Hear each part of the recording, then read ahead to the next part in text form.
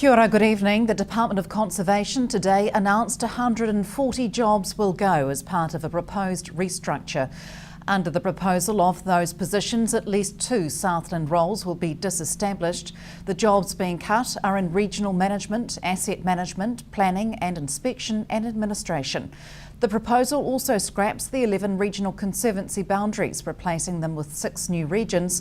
This would see Southland become part of the Southern South Island region, along with part of the Otago Conservancy. DOC has been told to make ongoing cuts to its budget. Staff will be asked for feedback and changes will not take effect for some months. Southland is facing ongoing dry conditions and despite some rain, it hasn't been enough to mitigate the effects. Regional Council held a briefing today for rural representatives, environmental groups and those interested in the impacts of the dry period. Sarah Bedford was there. Southland is dry, but the region is not yet facing a drought. That's the message from a public briefing at Environment Southland today. The meeting was called due to the dry conditions that have been plaguing the region. Environment Southland Principal Scientist Karen Wilson says the short-term outlook is not encouraging. The forecast we've got says there's no real significant rain for the next 5 days. So we were lucky we did get a bit of rain sort of over the weekend, which topped things up just a little bit, which bought us a little bit of time.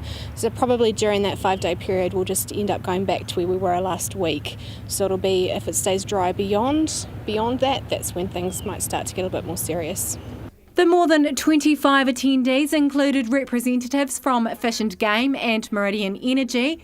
Council staff presented data which showed river levels are low, but groundwater levels and soil moisture are in a better position. So that means that we do have some water in storage effectively, in storage in our soils and in storage in our underground aquifers, and they are sort of releasing water to the rivers and help keeping the flows up. But because river systems drain quite quickly, they are a bit lower at this point in time.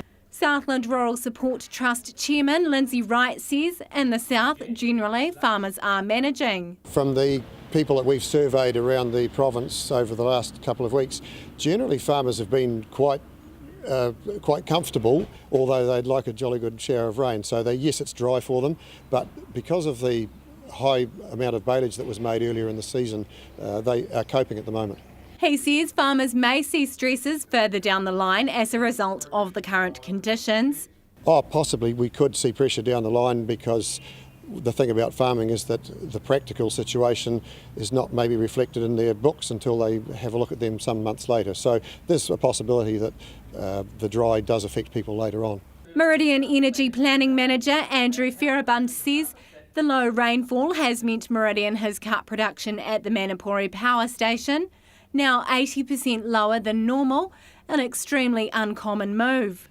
We have basically had to manage the system in a way where we produce enough energy for Southland's needs, but at the same time ramp back production in a way that preserves lake levels. Now, the way we've done that is we've had conversations with Tiwai. They have reduced their demands, and there's been energy brought into the region from the north to ensure the lights stay on in Southland. Meanwhile, Council says 38 consent holders have reached cut-offs due to the conditions, mostly in the Matilda area.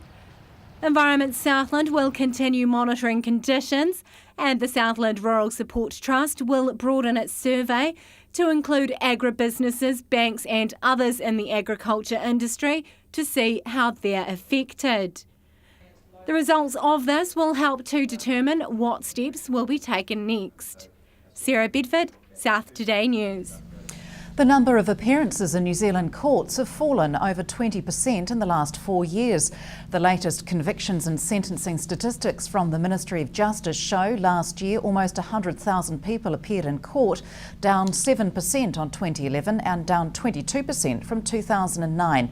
The number of young people being charged in court is at a 20-year low, while the number of people charged with a violent offence has dropped 17% over the past 4 years. Almost 3/4 of people who appear in court are convicted, and 10% of those are sent to prison. The up to 1,200 people visiting Invercargill's swimming facilities each day has taken its toll, and renovations are underway to modernise the 16-year-old Splash Palace. Renovations mean the women's changing rooms are currently closed. The sauna is also set for an overhaul, and as a safety measure, non-slip flooring is being laid throughout the facility. The pool's car park layout was altered a few months ago, and the family changing rooms were refurbished last year. A new digital scoreboard is in place, after which the men's changing areas are booked for renovation after Easter. The changes are expected to cost more than $400,000. After the break, what's behind a big rise in exports?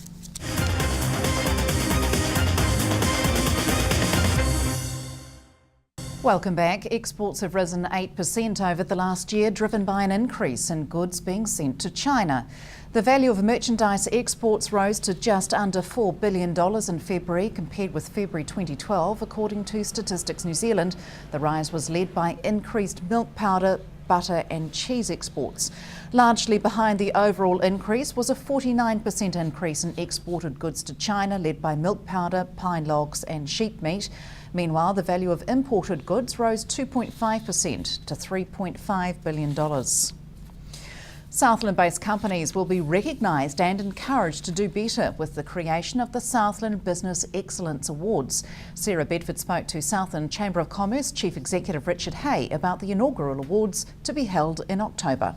Well, we haven't had a Southland Business Awards for over 20 years, so it's time to relook at that. Southland has been through an economic change over recent times. We've had the recession and we're starting to come out of it, although we've got a long way to go yet.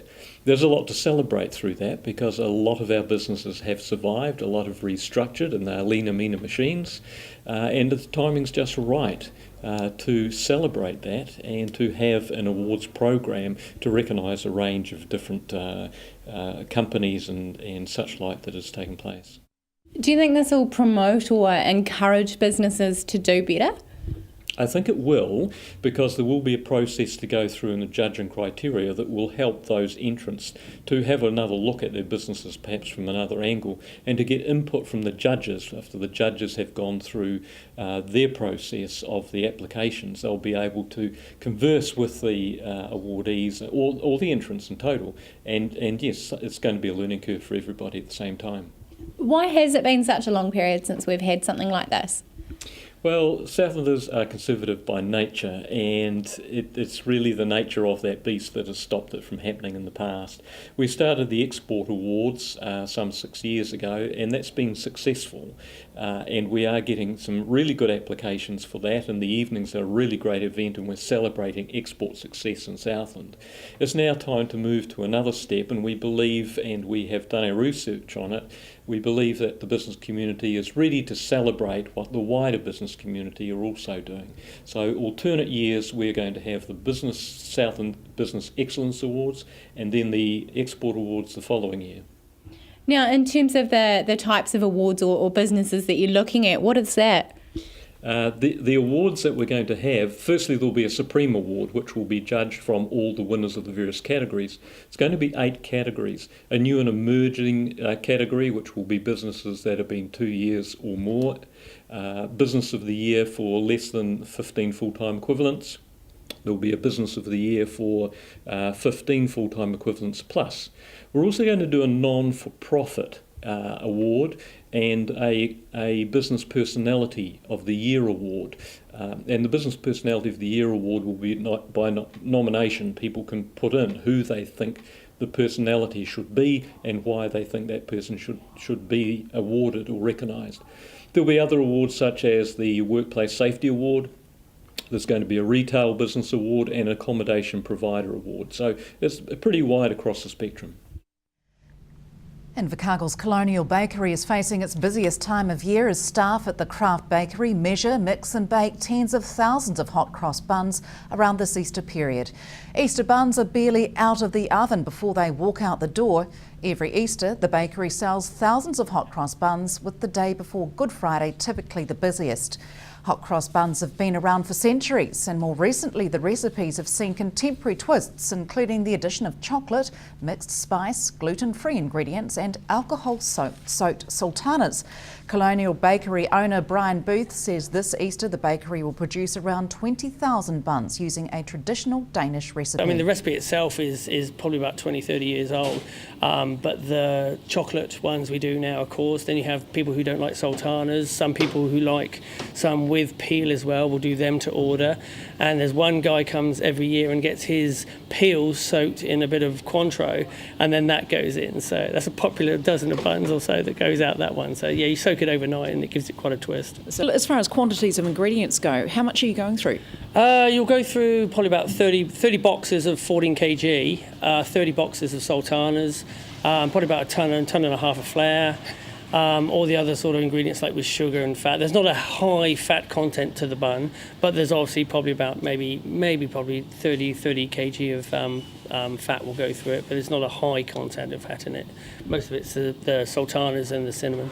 So around 540 for a batch. How long is it taking you to produce a batch? From start to finish takes about 2 to 2.5 hours. They take a little bit longer in the prover, which is where you leave them to come up before they hit the oven. Because of the cinnamon, it just slows the process down a wee bit, but normally about 2.5 hours. But once you start the process, your overlap is there, so you've always got a batch to put through the oven. So. And what makes a good hot cross bun? Good ingredients, like a good cinnamon, nice sultanas. Not skimping on the sultanas is a huge one. I mean, most of the people that come back say because we put plenty of sultanas in the bun. But it's just not skimping on, especially those two ingredients, because if you're buying a hot cross bun, it's cinnamon and sultana. So to skimp on it really, would spoil the bun. And that's it from news. Coming up in sport, Wendy Frew on the Southern Steel's season opening performance. From the news team, good night.